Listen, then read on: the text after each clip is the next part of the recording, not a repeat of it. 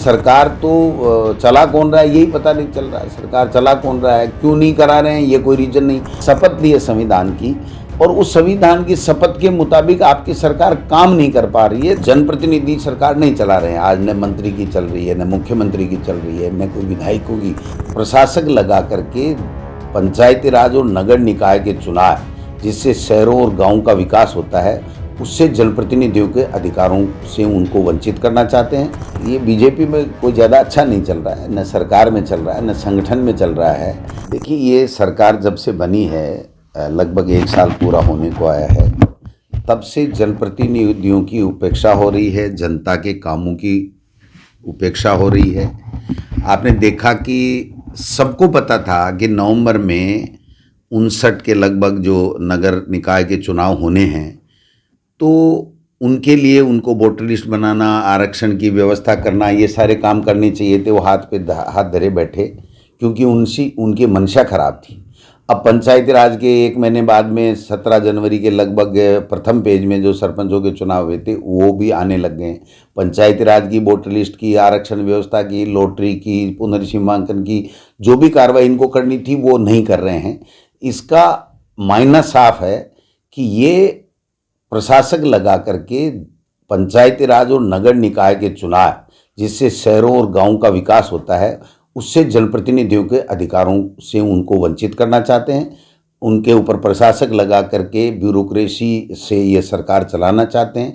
क्योंकि ये सरकार जो है, गुजरात मॉडल यही है कि ब्यूरोक्रेसी ही सरकार चला रही है। जनप्रतिनिधि सरकार नहीं चला रहे हैं। आज न मंत्री की चल रही है, न मुख्यमंत्री की चल रही है, न कोई विधायकों की चल रही है। पंचायत राज के जो पैसे हैं केंद्र से आगे, वो पैसे ग्राम पंचायतों के खाते में, पंचायत समिति के खाते में डाल नहीं रहे हैं। हज़ारों करोड़ रुपए इन्होंने जो है वो दूसरे कामों में व्यय कर दिए हैं। तो पंचायती राज और नगर निकाय को ये एक तरीके से कमज़ोर करना और उस पे इनडायरेक्ट में प्रशासक के द्वारा ब्यूरोक्रेसी से चलाना, ये इनकी मंशा है, जो ठीक नहीं है। ये जनता के हितों के साथ में कुठाराघात है, जनप्रतिनिधियों का अपमान है। इसका हम लोग विरोध करते हैं, क्योंकि ये सरकार तो चला कौन रहा है यही पता नहीं चल रहा है। सरकार चला कौन रहा है, क्यों नहीं करा रहे हैं, ये कोई रीजन नहीं। 1 स्टेट 1 इलेक्शन की बात कर रहे हैं। कानून में आज तक कोई संशोधन नहीं। पंचायत राज का कानून है कि 6 महीने के अंदर अंदर हर हालत में चुनाव कराने पड़ेंगे। चुनाव करवा नहीं रहे हैं। सुप्रीम कोर्ट से जब कोरोना था तो हमें सुप्रीम कोर्ट जाना पड़ा था, सुप्रीम कोर्ट ने परमिशन दी थी। ये कोई कोर्ट में भी नहीं जा रहे हैं। तो ये तो हाथ पे हाथ धरे बैठे हैं कि साहब जो है वो हमको तो जनप्रतिनिधि पंचायत राज और नगर निकाय में नहीं चाहिए। ये चलने वाली बात नहीं है, ये ठीक बात नहीं है। ये लोकतंत्र के, प्रजातंत्र के खिलाफ है, जिसका कांग्रेस पार्टी विरोध करे।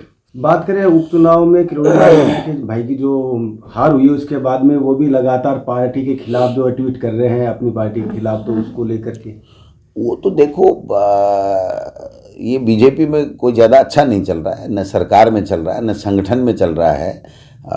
तो वो तो उनको देखना है कि वो किस तरीके से क्या स्टैंड लेते हैं।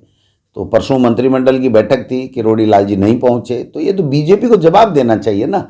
भाई, आप कोई कांग्रेस के साथ धोखा नहीं कर रहे हो, आप जनता के साथ धोखा कर रहे हो। कि जनता ने जो आपकी सरकार बनाई और आपने शपथ ली है संविधान की, और उस संविधान की शपथ के मुताबिक आपकी सरकार काम नहीं कर पा रही है, तो ये तो आपकी मोरल ड्यूटी बन जाती है कि आप जनता को बताओ कि साहब हमारे साथ ये दिक्कत है, इसलिए हमारे मंत्री या संतरी काम नहीं कर पा रहे हैं। तो वो तो उनको बताना चाहिए।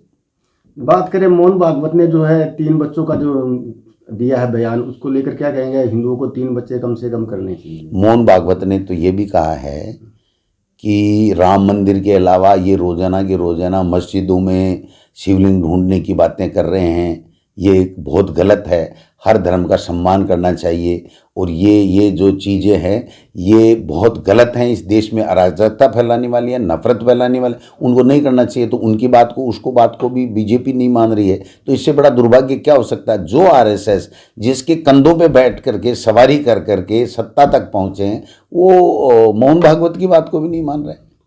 अंतिम सवाल, राजस्थान सरकार दमानतन का कानून ला रही है, उसको लेकर क्या कहेंगे? देखिए, ये पहले भी लाए थे, ये पास नहीं होगा कानून। कोई भी ये हर चीज़ के लिए कानून पहले से मौजूद है। संविधान में व्यवस्था है, कानून भी मौजूद है, लेकिन वो नहीं करके सिर्फ जो जनता के मुद्दे हैं उनको ये उनका ध्यान डाइवर्ट करने के लिए इस तरीके की चीजें लाते। वसुंधरा जी थी तब भी लाई थी इस तरह का कानून, फिर उसका क्या हस्न हुआ साहब। और उसके बाद में अब आप दोबारा वो मुद्दे को पुनर्जीवित करके और केवल हिंदू मुस्लिम कर करके अपनी राजनीतिक रोटियां सेक रहे हैं। कब तक सेकेंगे? जब राजस्थान की विधानसभा में आएगा वो कानून और उसमें क्या क्या वो करने जा रहे हैं, जब चीज़ आएगी तो हम वहाँ पर अपनी बात रखेंगे।